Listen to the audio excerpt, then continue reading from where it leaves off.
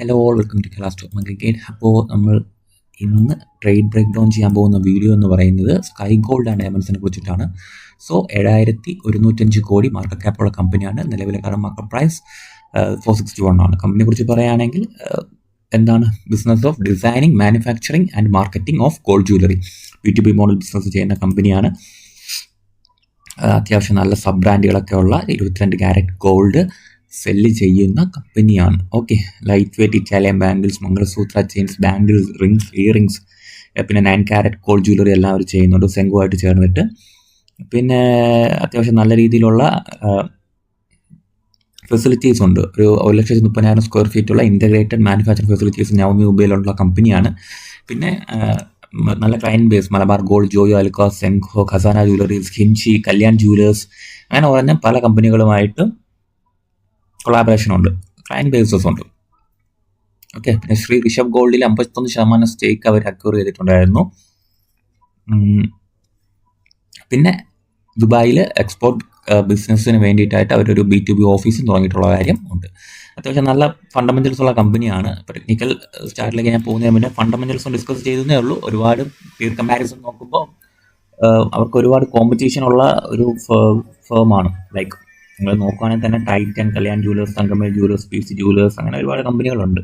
So ശേഷം നമ്മൾ പരിശോധിക്കുമ്പോഴത്തേക്കും sales December മാസത്തിൽ നിന്ന് ഇങ്ങ് നോക്കുമ്പോഴത്തേക്കും ഡിസംബർ 2025 വരെയുള്ള സെയിൽസ് നോക്കുമ്പോൾ ക്വാർട്ടർലി റിസൾട്ട് നോക്കുമ്പോൾ അത്യാവശ്യം നല്ല സെയിൽസ് ഇൻക്രീസ് ചെയ്തിട്ടുണ്ട്. ഓപ്പറേറ്റിംഗ് പ്രോഫിറ്റും അത്യാവശ്യം നല്ല ഗ്രോത്ത് ഉള്ള കമ്പനിയാണ്. ടോട്ടലി എനിക്ക് ഫണ്ടമെന്റലി ഇത്തിരി താല്പര്യമുള്ള കമ്പനികളിൽ ഒന്നാണ്. സോ സ്കൈ ഗോൾഡ് ഇപ്പം ഞാൻ എടുത്ത ട്രേഡ് എടുത്തിരിക്കുന്നത് 430 റേഞ്ചിലാണ്. ആൻഡ് ഇപ്പം നിലവിൽ 462-3 റേഞ്ചിൽ പോയിട്ടുണ്ട്. ഞാൻ ഹാഫ് ആയിട്ട് പ്രോഫിറ്റ് ബുക്കും ചെയ്തിട്ടുണ്ട്. സോ കമ്പനിയെ കുറിച്ച് നമ്മൾ ടെക്നിക്കലി പറയുകയാണെങ്കിൽ നിങ്ങൾ ആലോചിച്ച് നോക്കിയാൽ മതി. 2023 കാലഘട്ടത്തിൽ ചെറിയ IPO വന്ന് അന്ന് ചെറിയ കൺസോളിഡേഷൻ, അന്ന് വലിയ ഇൻട്രസ്റ്റ് ഒന്നും ഇല്ലാതെ കിടന്ന കമ്പനിയാണ്. ആൻഡ് സ്ലൈറ്റ്ലി അപ്സൈഡ് പോയി ഇൻവെസ്റ്റേഴ്സിന്, സ്കൈ ഗോൾഡ് ഇൻവെസ്റ്റേഴ്സിന് അത്യാവശ്യം നല്ല മണി ഉണ്ടാക്കി കൊടുത്ത ഒരു ഫേമാണ്. ഓക്കെ, നിലവിൽ എത്ര പെർസെൻറ്റ് പോയെന്ന് കണ്ടല്ലോ, എത്ര പേഴ്സൻ്റ് ആണ് പോയതെന്ന് കണ്ടല്ലോ. ആൻഡ് നിലവിൽ അവസാനത്തെ പ്രൈസ് ആക്ഷൻസ് നമുക്ക് പരിശോധിക്കുകയാണെങ്കിൽ കമ്പനി സെല്ലിംഗ് പ്രഷർ നേരിട്ട മേഖല എന്ന് പറയുന്നത് 480 റേഞ്ചാണ്. അവിടെ നിന്ന് സെല്ലിംഗ് പ്രഷർ ഉണ്ടായി.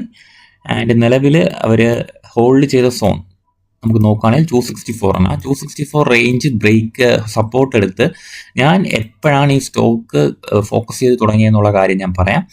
ഈ ഒരു റെസിസ്റ്റൻസ് സോൺ, അതായത് 1, 2, 3, 4 മോസ്റ്റ്ലി 3-4 തവണ ഇവിടെ ഈ ഒരു ഏരിയയിൽ സെല്ലിംഗ് പ്രഷർ നേരിട്ടിട്ടുണ്ട്. കണ്ടിട്ടില്ലേ? ഈ ഒരു 380 റേഞ്ചിൽ 3-4 തവണ മാർക്കറ്റ് സെല്ലിംഗ് പ്രഷർ നേരിട്ടിട്ടുണ്ട്. സോ ആ ഒരു സെല്ലിംഗ് പ്രഷർ ബ്രേക്ക് ചെയ്ത് റീടെസ്റ്റ് ചെയ്തപ്പോഴാണ് ഞാൻ ഈ സ്റ്റോക്ക് വാച്ച് ലിസ്റ്റിലിട്ടത്. ഓക്കെ, സിമ്പിളാണ്.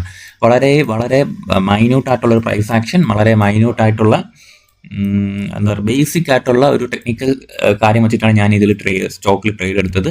ഈ ഒരു പ്രൈസ് ആക്ഷൻ ഈ ഒരു ഏരിയ ബ്രേക്ക് ചെയ്തു. ഓക്കെ, നല്ല വോളിയത്തിൽ, അത്യാവശ്യം ഡീസൻ്റ് ആയിട്ടുള്ള ഒരു വോളിയത്തിൽ ഈ ഏരിയ ബ്രേക്ക് ചെയ്തിട്ടുണ്ടായിരുന്നു. നിങ്ങൾ നോക്കുകയാണെങ്കിൽ ഒരു 1, 2, 3, 4 4 ദിവസം അതിൻ്റെ കീഴെ കൺസോൾഡേറ്റ് ചെയ്തു. 5ാമത്തെ ദിവസം നല്ല രീതിയിലുള്ള ഒരു ബ്രേക്ക് തന്നു. ആൻഡ് ബ്രേക്ക് തന്ന ശേഷം ആ ബ്രേക്ക് ഔട്ട് ക്യാൻഡലിൻ്റെ എബോവ് മാർക്കറ്റ് ക്ലോസും ചെയ്തു. ശേഷം എന്ത് സംഭവിച്ചു? സെല്ലിംഗ് പ്രഷർ നേരിട്ടു, അല്ലെങ്കിൽ ഒരു കൺസോൾട്ടേഷൻ ഉണ്ടായി. ആ കൺസോൾട്ടേഷനിൽ തന്നെ മാർക്കറ്റ് എന്ത് സംഭവിച്ചു എന്ന് ചോദിച്ചു കഴിഞ്ഞാൽ അത്യാവശ്യം ഡൗൺ സൈഡ് വന്നു, ലിക്വിഡിറ്റി ഹണ്ടൊക്കെ നടത്തി. ആൻഡ് ഈ ഒരു ക്യാൻഡിൽ സ്റ്റിക്സ് ഒക്കെ വന്നപ്പോഴാണ് ഞാൻ എൻ്റെ ഫോക്കസ് ഇങ്ങോട്ട് മാറ്റിയത്. ആൻഡ് അടുത്ത ദിവസം സ്കൈ ഗോൾഡ് ഈ ഒരു ഹൈ, ഇത് റീസെൻ്റ്ലി ഉണ്ടാക്കിയ ഹൈ ബ്രേക്ക് ചെയ്യാനുള്ള അറ്റംപ്റ്റ് നടത്തി. ബട്ട് അത് ഫെയിലായി. എനിവേസ് ഞാൻ ഇങ്ങനത്തെ ഒരു ക്യാൻഡിൽ സ്റ്റിക്സ് പാറ്റേൺ, അതായത് ഒരു റെസിസ്റ്റൻസ് ബ്രേക്ക് ചെയ്തു, ആൻഡ് ശേഷം ഒരു പുൾ ബാക്ക് തന്നു. ആൻഡ് അവിടെ ഒരു ലിക്വിഡിറ്റി ഹണ്ടും, ആൻഡ് അവിടെ ഒരു വോളിയൂംസ്, അവിടുത്തെ ഒരു സെല്ലിംഗ് വോളിയം വളരെ ലൈറ്റ് ആയിരുന്നു, മൈന്യൂട്ട് ആയതുകൊണ്ടാണ് ഞാൻ ഈ സ്റ്റോക്ക് എടുത്തത്. വളരെ ലൈറ്റ് ആയിട്ടൊരു സ്റ്റോപ്പ് ലോസും കീപ്പ് ചെയ്തിട്ടാണ് ഞാൻ ഇവിടെ എൻട്രി എടുത്തത്. ബട്ട് നിങ്ങളിവിടെ നോക്കുകയാണെങ്കിൽ അറിയാം 426, 430 റേഞ്ചിൽ നിന്നും ഇന്നൊരു അഗ്രസീവ് ആയിട്ടുള്ള മൂവ് ഉണ്ടായി.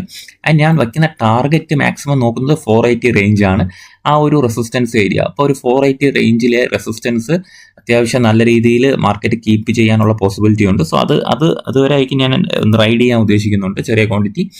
ആൻഡ് 460 അത്യാവശ്യം നല്ല രീതിയിലുള്ള സെല്ലിംഗ് പ്രഷർ നേരിട്ടിട്ടുണ്ട്.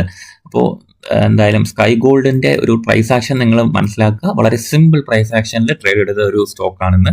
ഇത്രയും നല്ല റെസിസ്റ്റൻസ് ബ്രേക്ക് ചെയ്ത് ആ ഒരു സപ്ലൈ ബ്രേക്ക് ചെയ്ത് ആ സപ്ലൈ ബ്രേക്ക് ചെയ്യാൻ മാത്രമല്ല അവിടെ ഒരു കൺസോൾട്ടേഷൻ കണ്ടപ്പോഴാണ് ഞാനിവിടെ ട്രേഡ് ഇനിഷ്യേറ്റ് ചെയ്തത്. ഓക്കെ, സോ ഇതുപോലെയുള്ള ട്രേഡ് ബ്രേക്ക് ഡൗൺ വീഡിയോസ് ഞാൻ വരുന്ന ദിവസങ്ങളിലും ചെയ്യുന്നതായിരിക്കും.